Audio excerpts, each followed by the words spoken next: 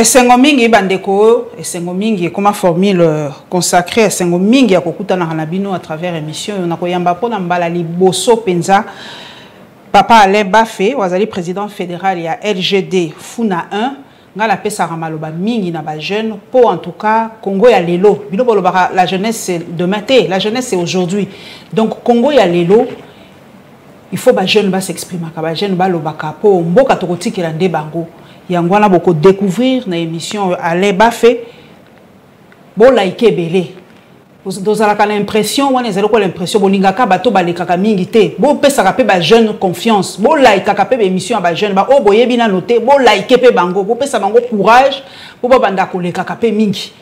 C'est vrai que la télévision ezali moi yara moi fousu moi ko banga boké mais bo pesa bango temps donc confiance bo ko pesa bango ezali ko like émission na bo tala yango pe bo découvrir bana na biso ba leki na biso à travers a solo li papa Alain Bafé sengo mingi ya ko zala na yo na mokona lelo. Merci beaucoup maman Paulette eza esengo makasi pona ngai parce que na lukaka toujours quand on a la chaise rouge dans le bagage, mais qu'est-ce que je vais faire pour que Nakutanana, maman, ou pendra toujours vérité, à bombaraté, polele, et avec beaucoup de facilité, hein, avec beaucoup de facilité, na bingio, et puis vous n'avez pas hésité. Est-ce qu'on a compliqué? Compliqué, voilà. Par contre, d'autres personnes m'ont dit clairement que non, nous ne recevons que bateau bayebana. Mais vous, avec beaucoup d'humilité, en tout cas, merci une fois de plus pour nous yambanga na plateau na yo. Boni LGD, balobi LGD, nango lobinga zaka polele, babi LGD, boza penza parti moko ya master, wa trop likolo en fait. Belite baleki mingi na LGD, bozo kota penza na kati ya full te. Eza solo. Bon, au moni le président national Matata qui na pesi mbote bisiga zali. Isopeto pesi mbote mingi papa Matata poni. Azana dimension moko ya likolo. Et na dimension ya likolo wana boye bato ba monara ke no ya zaka muto ya biroté. Les gens ne croyaient pas que ils pouvaient avoir l'endurance ya kotambola des ronds-points ngaba tokoti université kianza lemba échanger ti koko manatata Raphaël. Atambola ki benza. Tambola ki makolo et les gens pouvaient témoigner qu'ils avaient 3 partis politiques mais le LGD était au rendez-vous pour dire que biso toza non seulement parti à bas cadre mais toza pe parti à masse.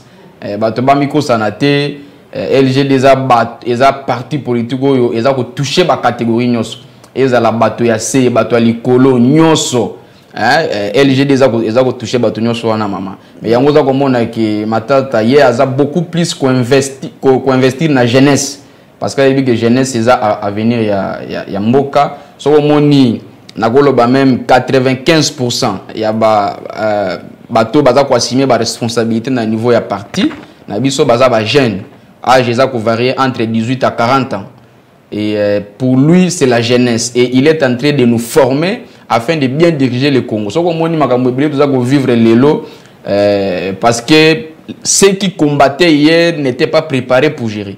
Mais Matata lobite ngai il faut na déception parce que lui il a une expérience avérée na gestion mboka ayebi comment ko résoudre ba problème mboka et yango na école ya bonne gouvernance il nous enseigne il appelle les experts et chaque vendredi chaque samedi tous alana expert moko ayaka ko tankisa biso ba notion comment mboka etambola.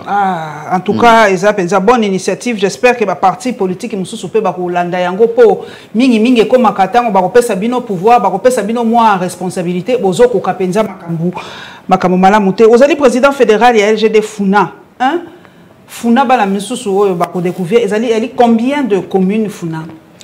Bon, Funa na circonscription nango eza na 7 communes, toza na commune ya Selembao, toza na commune ya Makala, toza na commune ya Bumbu, toza na commune ya Ngirengiri, toza na commune ya Kasavubu, toza na commune ya Bandalungu.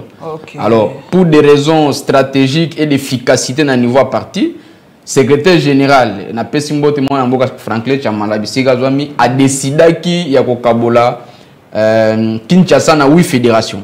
Parce que nous avons 4 districts, à Kabolagi Lukunga 2 fédérations, Tchangou 2 fédérations, Moamba 2 fédérations, et puis Funa 2 fédérations. Alors, Ngai Naza président fédéral et Funa 1, où ils ont composé na 4 communes. commune ya Selembao, commune ya Makala, commune ya Kasavubu na commune ya Bumbu. Yango nde eza circonscription na ngai oyo naza kokutana na bana mboka en tout moment pour na betela bango masolo ya LGD. Ba problème ni ba commune wana ekutana na ngo tangi ba commune moko eza na ba problème ebele hein problème makasi mama problème makasi tolongoli mai tolongoli courant mais ba problème ya social ba problème sociaux pardon ezali pe matata problème eza makasi même nde naza koya abwe bana makala bazobenga ngai en dehors ya mai na courant insécurité eza makasi balobi na mona ki vidéo na bité so ezali ya solo bana mboka pe balandaki o bato bako tika bandako penza bako tika bandako bazobima balobi ya sécurité l'équipe tiki pe bandako na bango polele babimi na bango baki M23 ezaka na STT bato baza ko bosana ki na Kinshasa bato baza ko souffrir niveau ya insécurité ekoli makasi. Donc et puis insécurité on a eza non seulement causé na bakuluna mais même na ba gemi o batinda kuna ki bakende ko sécuriser peuple bango pe baza ko continuer ko semer trouble.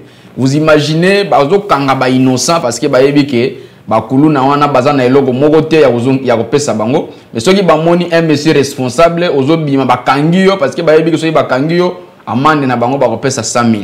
Et moi je ne cesse d'interpeller plutôt ba autorité à ville à Kinshasa pour que baluka comment bakoki ko résoudre les problèmes et insécurité na niveau ville à Kinshasa kulu ne komi makasi na ebité mais na mona ki papa ka songo général ka songo alobaki azubazu moi ba stratégie moko boyete pour na ko lutter contre ngo ba autorité à ville pe balobaki ba ko sala nyonso po ba lutter contre bakulu na wana eza baza ko loba bongo mais sur le terrain en tout cas maman na ko yebisa aux moto à média kende kita ko mona ke insécurité za makasi et l'état zati il y a l'absence totale de l'état na niveau na koloba même pas na kati kuna même na Gombeawa. Vous voyez dernièrement na mona ki image moko boye baza ko boto la basi saki na boulevard awa insécurité za makasi na niveau ya ville à Kinshasa mais soki déjà na ville à Kinshasa bato baza ko vivre na insécurité modèle wana et à combien plus forte raison na niveau ya este na niveau ya ouest na kwa mutu zongi makasi. Donc comment l'état aza incapable ya ko résoudre ba problème na ba niveau nyoso.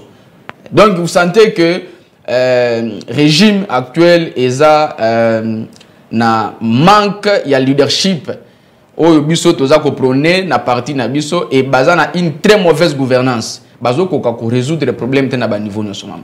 Papa Alain Bafé yoza ka pembeni ya muto babenga kaye l'homme à la cravate rouge na moni pe yo pe kaka rouge olati na moni comme uniforme na bino non eza symbole à rigueur symbole ya rigueur ya rigueur ba lobby bakambe comme bima moi mingi ba lobby ba komi ko lelo ko fungola ba placard ndenge ba lobaka ba lobby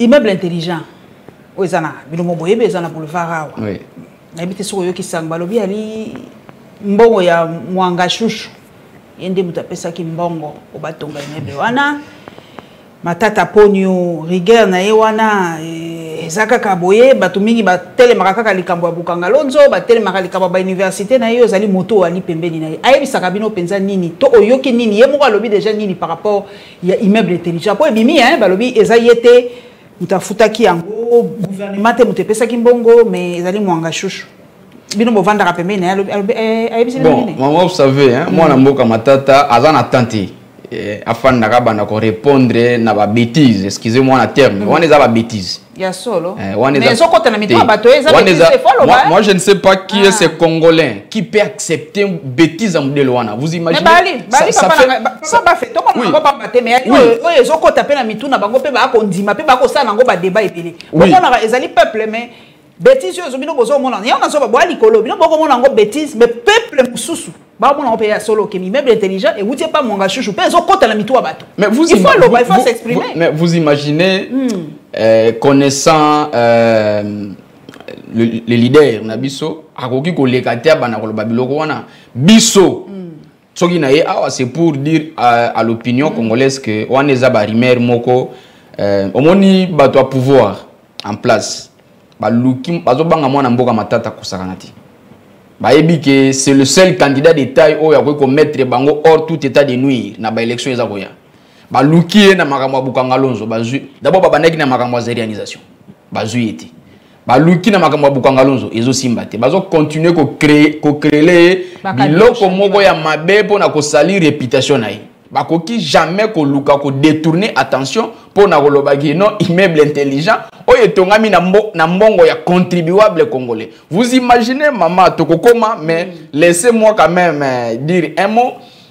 Moi na mboka Matata tango moi na mboka Sama Lukonda ye akomi na budget 16 milliards, on a critiqué Matata ici. Que Matata n'avait qu'un budget de 4 milliards. Mais avec ce budget de 4 milliards là, Matata fait beaucoup dans ces pays. Entre autres, immeubles intelligents, on a et tongami à 100%.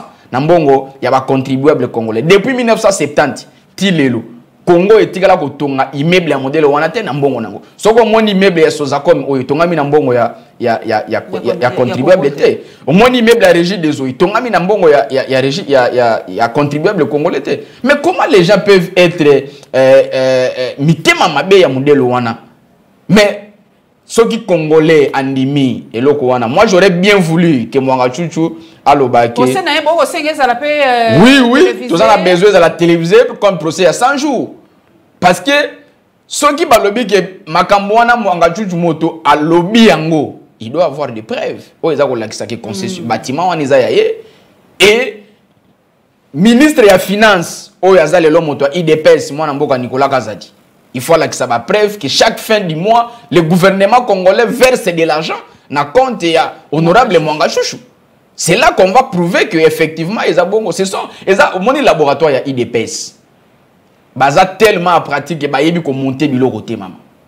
Yango monique ils ont soni que loko modèle wana boya ko lobaki no immeuble intelligent moi la boka matata mponyo a escroquer peuple congolais.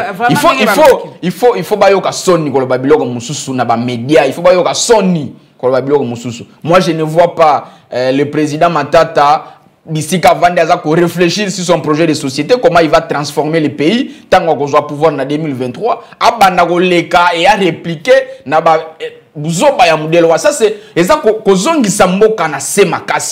Papa Bafé, na utu kotanga wa Steve Wembi na pesi mbota mo konzi mboka ako yamba délégation moko constituée des leaders de la paix conduite par Jean-Pierre Raffarin, ancien premier ministre français. Nous sommes allés pour la situation humanitaire dans l'Est de la République. Est la République to ko comprendre te yo mo landa ki président Tanzanie wala mo na landi yango alobi présence ya ba troupe ya EAC ali offensive te ya likaka ba observa ka lokwa MONUSCO observa ka lobi pe papa Mboso abeti pe loboko na mesa lobi soki ali pe offensive te tokata bazonga epana bango sikoyo qui dit la vérité po mokonzi mboka yebisa ki bato nyoso même na libanda mboka ke baye po babundisa benemi basila. C'est quoi, où est la vérité dans tout ça? La délégation de Sobazoya pour la paix, yango ekosi la ndengenini. Est-ce que ma tata ponyo azali na moi façon moko pona ye arsi li sapé moi makambo ko le kaneste? Merci beaucoup maman. Laisse-moi vous dire que les régimes actuels ils ont fondé na makambo lukuta. Nyoso baza ko sala ils lukuta. Le président Tshisekedi Alobaka, je crois na France 24 interview moko zaki boya lobi ke ba troupe ya EAC baza koya d'ailleurs ba kokote la par Bunagana. Mais il a été contredit na présidente ya Tanzanie a lobby que ba troupe ya EAC ba yete pona baza na mission offensive te. Mais na moni mwana mboka Christophe Lutundula a réagi que non mutu oyo azana preuve. Mais le gouvernement, on ne gère pas le pays avec le mensonge, maman. Vous imaginez le président Emmanuel Macron, il a été plus que clair pour dire que biso mokonde toza na base ya ko résoudre les problèmes na biso. Nations Unies, bazalaki awa dernièrement, ba lobby que les problèmes du Congo biso ne to ko résoudre yango. Mais vous imaginez les gens de l'Union salée de la nation sont en train de nous dire la diplomatie agissante, tout ça, mais le résultat exact. Vous imaginez, le chef de l'État avait dit lui-même que ceux qui a réussi qu'au Zongi Sakimia na STT, c'est qu'il a échoué son mandat. Mais moi je ne sais pas. J'ai mon gars déjà à l'Obaka, bah imagine ça. Et dans le monde d'aujourd'hui, les paroles ne s'envolent plus, maman. Na kalane bandako bageno les paroles s'envolent mais na minute yo les paroles ne s'envolent pas. Baza ko continuer ko distraire biso. le vrai problème il y a Congo et ça entre le maire des Congolais de trouver solution. Ça ne sert à rien. Il faut, selon yo papa Nangaba, il faut aller jeune. Les jeunes ming ba côté les malilo ba koloba élection et ça la maté pour boka yaka na makambo belé na est kuna ba territoire monsieur zali occupé ba na mboka ba kokufa na ouest na kwa mutu ça ne va pas trop ça la élection ndenge ba na mboka milo kwa papa elezé ntambolobi te to tana no moi pause to suspendre na no to vanda to solo là pour tout lukabiso nous ensemble façon aussi sa crise to ça élection ndenge. Bon, le problème est que vous savez, Bayebi qui va perdre lamentablement dans tous les niveaux dans l'élection. Il y a un moment où trouver comme à Libye, guerre à Est. Guerre à Est, bandit le lot maman. Mais tout ça, il y a déjà 3 cycles électoraux dans le Bokanabissou. Mais solution, pendant ces 3 cycles, oui, mais vous, 2013, maman, en 2013, gouvernement Matata. Et si ça makambo ya Est wana. Et si ça makambo ya M23. Mais secret c'est là qui leadership ya qualité, bonne gouvernance. Yango mona ki kelo keza kozanga gouvernement au régime au ya mwana. Bakolo ba mais OK, on doit se retrouver autour d'une table et tout solo là pour discuter de quoi et parler avec qui na ba sujet nini et qui va diriger le Congo après le 24 janvier 2023. Na souffrance autres hommes en Mboko. Maintenant au Kabila Zalaka na pouvoir avec Kolobani, le président reste en fonction jusqu'à l'installation de nouveaux présidents. Donc Mokonzi Azali écrit na constitution na biso to Lukasu ndengeni. Mokonzi akotika la tia c'est que Mokonzi Mususa ko remplacer. Non, mais qui était le premier à dire que transition sans Kabila? Tango Kabila bande koloba bato ya FCC, babandaka koloba à l'époque que voilà aujourd'hui Tokomi na Souka Kabila il faut atikala na bokonzi na ye jusqu'à ce que un nouveau président roya banani bazalaki bato ya liboso ya koloba que écoutez nous voulons une transition mais ça Kabila ezalaki bangote. Mais comment expliquer que biloko oyo bino bobandaki ko dénoncer lobby mais bokomi na pouvoir lelo bokomi ko sala le contraire ya biloko oyo bobandaki ko dénoncer. Moi j'ai beaucoup de respect na fait Etienne Tshisekedi. Oyo azako yo kisama soni bisika zali na komba na ye. État de droit le kuta lelo. Papa Nangaba feto zonge na likambo ko vanda ko solola. Matata poni akozala soki ba bengi ye mokonzi ya bengi ya lobi totala kaka to aka na mboka moko ya RDC to na mboka mosusu te. Mboka ezokende. Ba troupe étrangère ba koti ebele na même ba to sud Soudan na ko kamwa to vanda to solola kaka. Po bawana mususu bakobundate se yebani bakobundate faut ka to luka solution est-ce que papa Matata poni akoboya. Bon, si j'ai la discussion avec Rosalanine, tout doit partir de là. Kasi mboka te to sauver mboka to vendre ensemble par exemple to repousser l'élection moké to vendre to solo là to luka ba solution interne. Il faut to bongisa batonyo solibanda bazoyebisa biso solution et ko utake pa na bino moko. Mais to il faut ka to solo là. À la fin il faut to tia ba ego de côté, il faut ka to solo là. Bon, dialogue eza mabete. Dialogue eza mabete. Mais ngana za ko se poser la question. Togo solo la finalité ya masolo wane kozala to kabola pouvoir bino bosi manano ba poste boye entre-temps le peuple congolais est en train de souffrir. Moi na mboka Matata il est disponible pour donner son expertise na mboka na biso. Mais il a été sollicité plusieurs fois. Soko moni ba makambo nyonso eza ko komela ye parce que il a dit non na union sacrée. Aboye ko kota union sacrée. Mais le plus grand problème est que Togo Luka Kosolo là pourquoi l'État doit nous prouver que Aza capable ya kosili sabitumba na Est. Na landa ki mwana mboka Denis Kadima na France 24 a lobby que il y a 2 alternatives pour na ba élection parce qu'il est en train de tenir que ba élection salema c'est ce que nous voulons. A lobby soit to sala ba élection sans parti wana et ba réserver un certain nombre de sièges. Na parti à Est où ils ont touché et que moyen il y a organiser ba élection kuna ezate ou soit le gouvernement doit faire de tout son mieux pour na kosili sabituma na Est afin de permettre la poursuite des opérations d'identification et d'enrôlement des électeurs. Il y a besoin. Tu as besoin il y a négociation.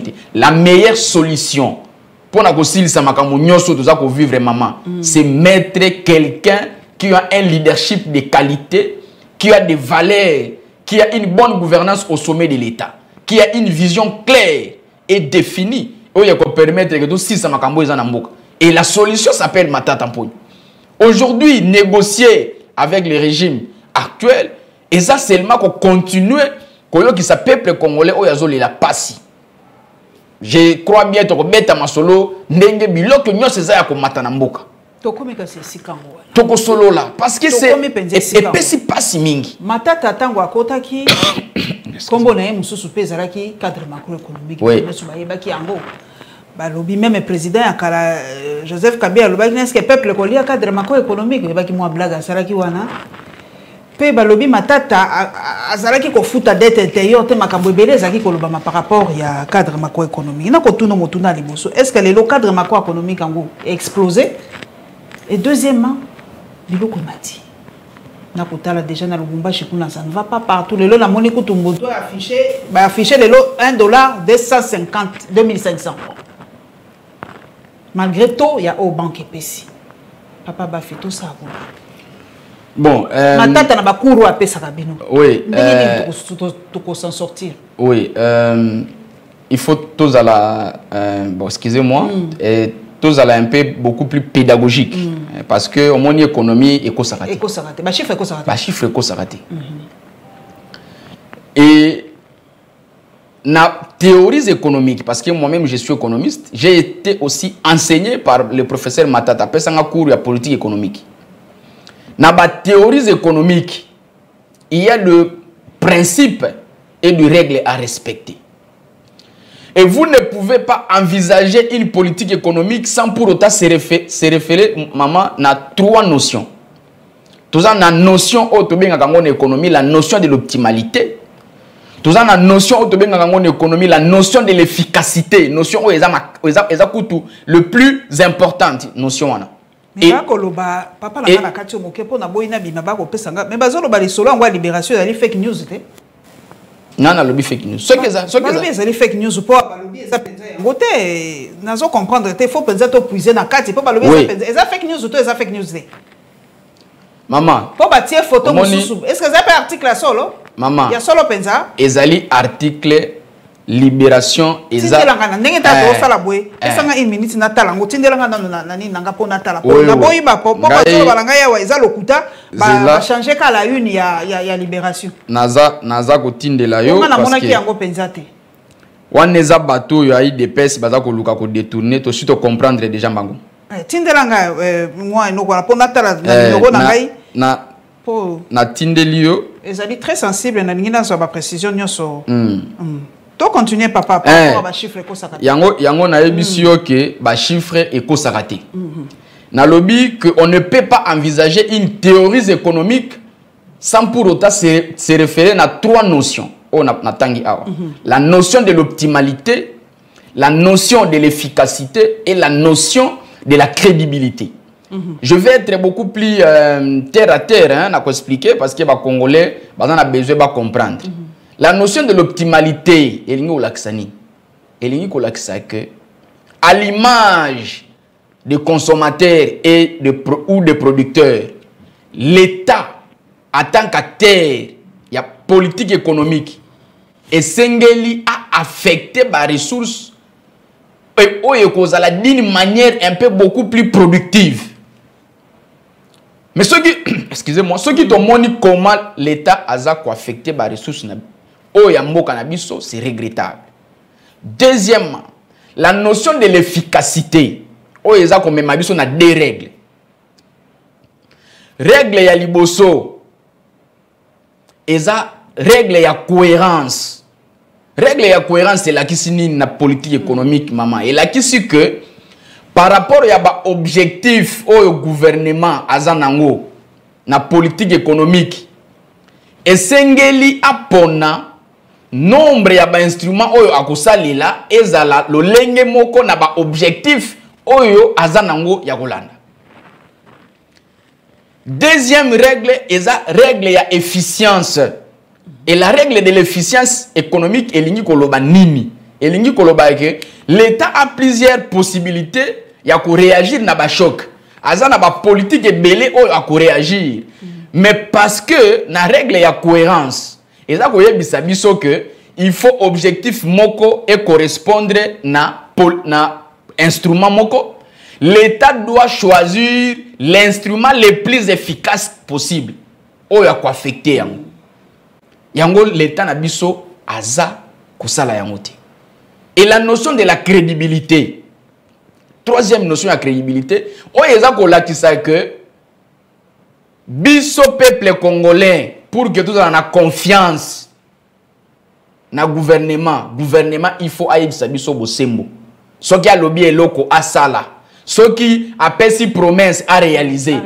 Yango nde ekosala que gouvernement ezala crédible. Naza ko zo exemple maman ozana bana. Tango za ko bima oza ko kende mwana muke lobi non maman, il faut ngana bima kaka na yo to kende.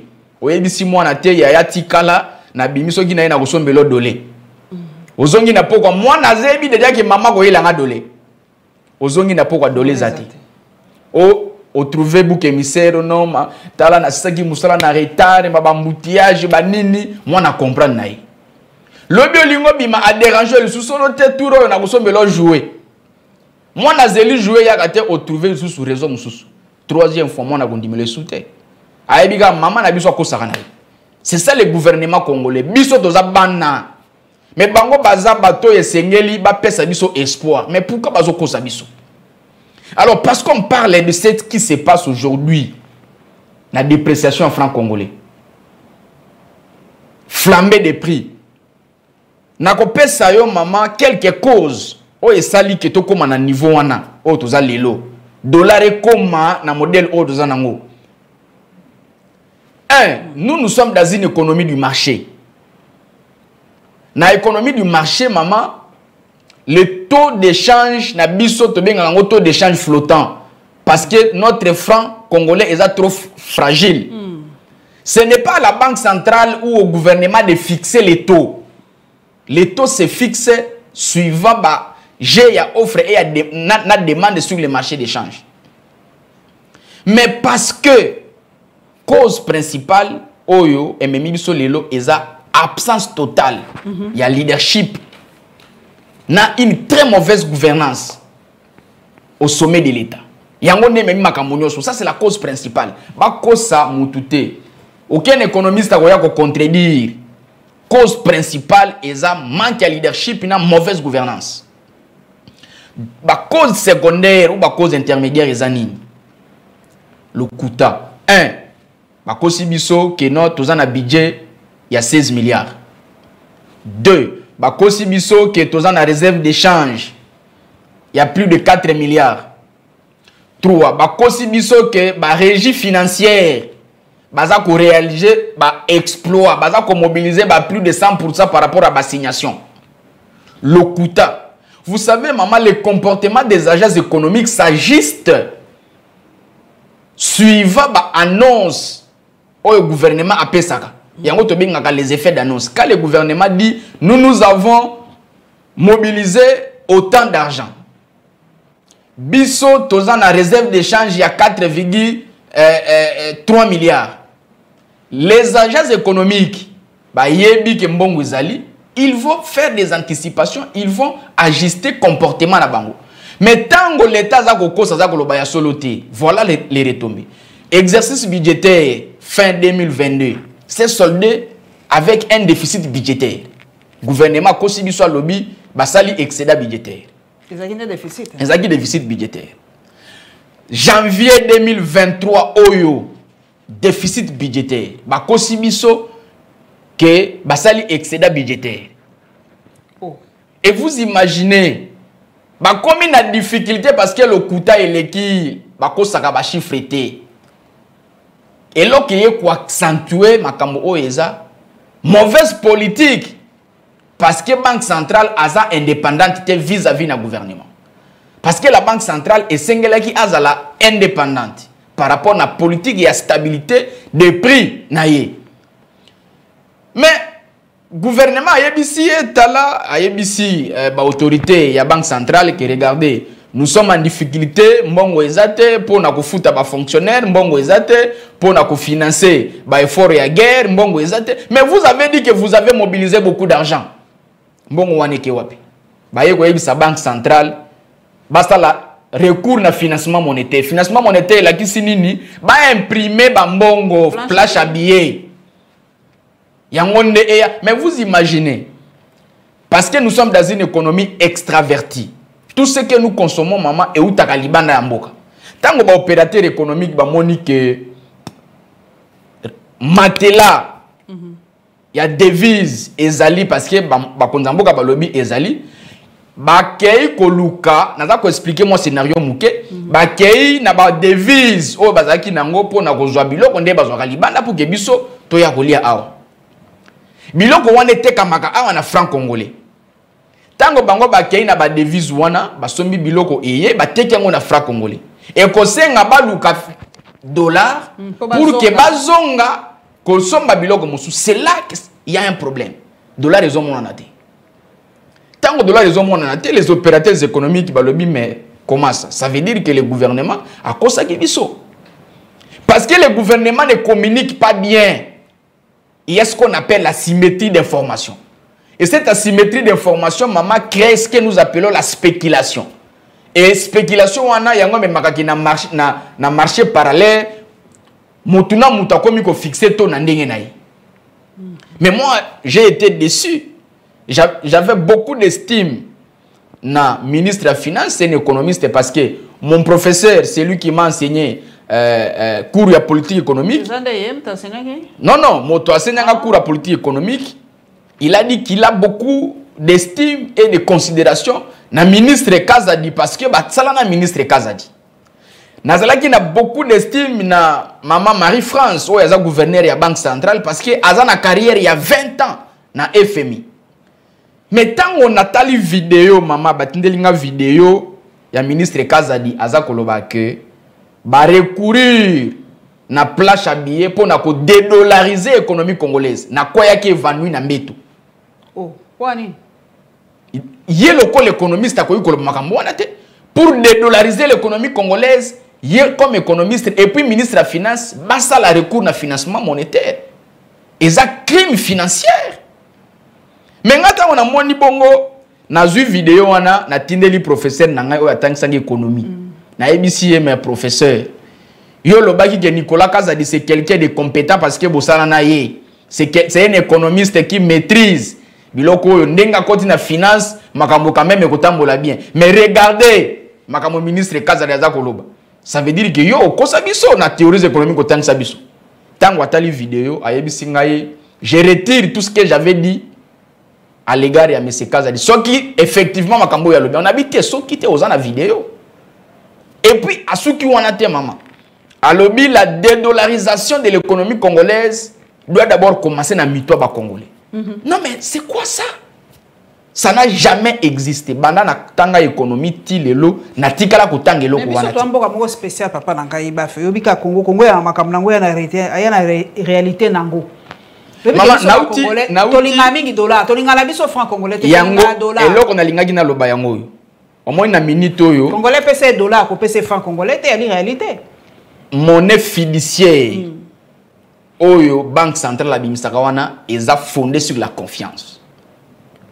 Tant que le peuple congolais a sous na confiance na autorité monétaire ouanate, bah vous avez la confiance na franc congolais. Yango zo mona ke niveau d'épargne na dollar et mati parce que aucun congolais a kondima bon mbongo na franc congolais o eza ko se déprécier chaque jour. Et le fait que ba congolais bazali sous na confiance na franc congolais te eza ko accentuer pression na niveau ya marché. Yango zo mona ki situation eza ko continuer ya kokola. Et gouvernement a na difficulté parce que a kosi mingi. Tango kosi mingi moya aluka ko nettoyer image wana ezate à perdre confiance. Na yebisa ki yon notion ya crédibilité, na yebisa ki yon notion ya optimalité na notion ya efficacité awa. Ce qui déjà ba principe wana eza biaisé maman. Politique économique et kozali efficacité. Yango zo mona ke lelo gouvernement zo yebatia banda wapi azonga wapi tango mwana mboka matata mponi oyo azana secret ya stabilisation des taux d'échange. Afandi sa dollar na 924. niveau général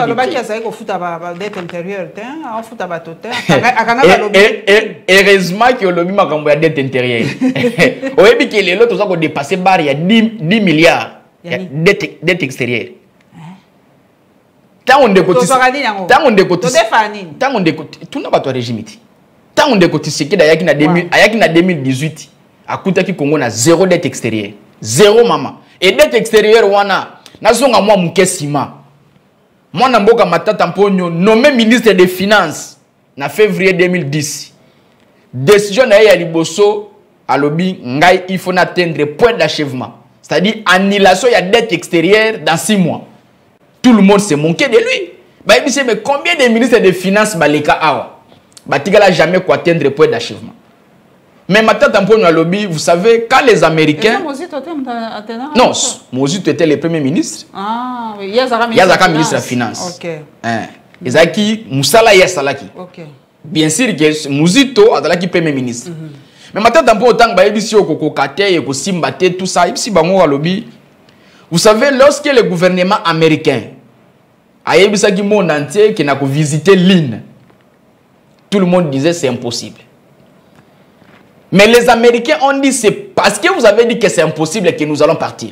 Bah comment on a dit bah Américain bah comment on a dit. C'est ce que Matata Mponyo avait dit. Alors oui parce que vous dites que c'est impossible d'atteindre le point d'achèvement dans 6 mois. Moi je vais le faire. À ça il y a encore 4 mois. De février à juin bah atteindre le point d'achèvement. Congo est là qui a dette il y a 13,5 milliards. Bah annulé 10 milliards. C'est vérifiable. C'est quoi toi on peut pas chiffrer. Tu dépasser 10 milliards. Parmi les pays pauvres les plus endettés. Dans 4 ans. Dans 4 ans maman. Alors que tant bango bayaki, bakutaki Congo zéro dette extérieure. Ya on doza komona que tango baza, il faut bailler baka différence entre réserve d'échange na mbongo bateau boza ko defa. Bango baza ko defa mbongo ya bateau baye nango balobi non, voilà toza na réserve d'échange. Non. On est à réserve d'échange tel. Le kuta, maman. Nous sommes eza insuffisance. Il y a leadership au sommet de l'État. Et une très mauvaise gouvernance. Il y a un monde qui va dans le kuta. Ceux qui vont continuer à dans le kuta, ce n'est pas bien. Je vais vous citer quelques faits mensongers où ils ont démontré absence de leadership, na mauvaise gouvernance et régime. Tant que tata mokonzi a commis a eu pouvoir à l'objet, je vais faire des Congo allemands de l'Afrique. Mensonge. À l'objet, je vais faire des millionnaires congolais. Mensonge. 2 ans bloqué. Non, mais 2 ans. Non, mais blocage, na blocage. Tikana continue à continuer le biloko le kuta. Omoni, n'azouaka toujours par exemple assez pour nous permettre de comprendre.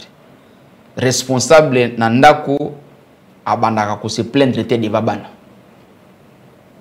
Ceux qui osent responsables au botibana, il faut s'assumer. Mais pourquoi le régime actuel doit toujours trouver des boucs émissaires? Tant qu'on échouer, oh non, c'est le FCC qui bloque. FCC qui bazui ba solution mususu. Le kuta na le kuta. Ba yebisi biso awa. Les peuples d'abord, le kuta. Moi, information par rapport à Mwanga Chouchou, Balobi, le Conseil des barreaux européens dit s'inquiéter d'interpellation du bâtonnier Joseph Sanane, avocat de la société minière SMB appartenant au député national Edouard Mwanga Chouchou, poursuivi par la justice pour haute trahison, atteinte à la sûreté de l'État et détention illégale d'armes.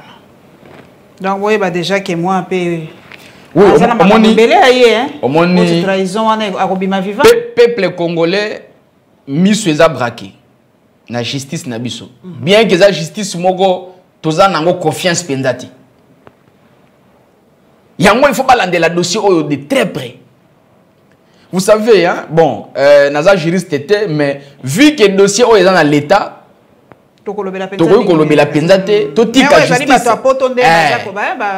Totika justice ça la musala nango et toyebi que akobima pambate. Parce qu'il y a déjà des preuves graves. Tant que moi, il y a qui na résidence na yo. Et ça, pour relier déjà ma contact au yazan na M23. Et donc voilà la zone qui pour na koloba que ndeko Tshisekedi devant ba élu du peuple. alobi na kosomba avion Mwambe. Mwambe, oui. Lokuta. 8. Lokuta. Ata mokote. Akena Kinkole awa, alobi, j'ai trouvé la clé pour résoudre les problèmes alimentaires yabakinois. Lokuta. Ake awa na Kimwenza ko lancer projet présidentiel accéléré de lutte contre la pauvreté. Awa. Tilelo esuka wapi. Lokuta. Mais comment bakoki ko construire mboka na Lokuta bongo? Boza na budget ya 16 milliards, mama bazo ko futa batute. Lokuta. Absence de leadership. Mais moi na mboka matata. Na budget na ya 4 milliards. Oyo bango baza koloba lelo que non azaki incapable ya komema. Et article moko na kotindela yo na monaki un expert ya FMI. Alobi que budget ya 16 milliards wana eza Lokuta. Oh. Le Congo est à mesure de mobiliser que 3 milliards. Que 3 milliards. Que 3 milliards. 16 milliards à Lokuta. Na routine de l'article. Malgré mon salaire, IGF papa poto ko mpe na suka. Malgré mon salaire, IGF a ko sala. Eza ya Lokuta makasi. Naza kotangelo ba quelques faits eza ko lakisa ke. Oui, tozo quelques minutes pour to sukisa. Tozo koma na suka naza kotangelo ba quelques faits o eza ko lakisa ki mwana mboka matata mponyo azaki mutu moko azaki ko incarner leadership. Budget à 4 milliards, moins de réserves d'échange, stabilité. Il y a franc congolais. A créé Congo Airways, a payé Congo Airways 4 avions, a créé l'emploi. A créé Trasco avec 500 bus, ba congolais bazui misala. A tongi immeuble intelligent. A réhabilité banzela na ba école pe a tongi. Na budget ya 4 milliards. Mais bango, budget à 16 milliards, bazo ko kosa ilo côté. Matata Mponyo avec son budget. Article là jamais que ça recours na plage à billet. Il vivait sur base caisse. Yango oba mobilisé, yango ne ba ko salila. Et abandaka ko futa ba congolais les 15 sans retard. Mais parce que on doit ko vivre aussi le plan économique, na pesi ba cause, na ba conséquences. Mais solution est anine. En quelques mots pour tout ça vraiment je crois que tango ekoki, oui. Solution est que l'État congolais faut tika Lokuta. Parce que ceux qui a communiqué ndenge sengeli, a saleli ba théorie ndenge sengeli, solution est kosali. Discipline budgétaire. Batika ba dépenses inutiles. Batika ba dépenses inutiles. Pas limiter ba voyage inutile. Ce qu'on gagne aéroport international na biso na chaque jour il y a des missions. Alors que dollar raison monate, mais quand vous voyagez à l'étranger, vous prenez les petits dollars ça continue à accentuer ce que nous sommes en train de vivre aujourd'hui. Il ne faut pas limiter. L'État congolais doit diminuer le train de vie des institutions. Le seul premier ministre qui a gouvernement a 27 membres. Ah, les loba abonné. Ceux qui sont 60, ceux qui se plantent na habité maman. Mais mboka ekotambola bongo ndenge nini. Soki batiki Lokuta. Bandimi ke bazana bonne gouvernance te ba améliorer bonne gouvernance. Ba maîtriser système financier na biso et à long terme ba diversifier l'économie na biso. Yango komona ke problème ekozala résolu. Le problème ne sera pas résolu na kolobaka ke non to imprimer ba mbongo to sala boye. Merci beaucoup. Merci beaucoup Papa Alain Bafé, président fédéral ya LGD Funa 1. Merci. Et vous allez payer mbala ya soukate loko aussi au fungoli porte ya la Lyon TV officiel. En tout cas, to koyamba une sengo po yebisa biso to beta masolo to solola masolo ya mboka ba découvrir yo ba que ba jeune congolais ezali kaka bière te ezali kaka musique te ezali pe kaka makambo ndenge balobaka te mais ba jeune na biso pe bazali ba o ba réfléchissaka ba ozali na vision ba o bazali na objectif ba o balingi ya se que Congo na biso ya lelo baba na déjà ko bongisa po lobby tozala kaka classé parmi ba dernier nyonso te pour ce to sali ba classement nyonso RDC misusu ezalaka misusu ko ezalaka te. Merci Papa Bafé. Merci na mosalo wa kosala na LGD beto komona na bino balasi.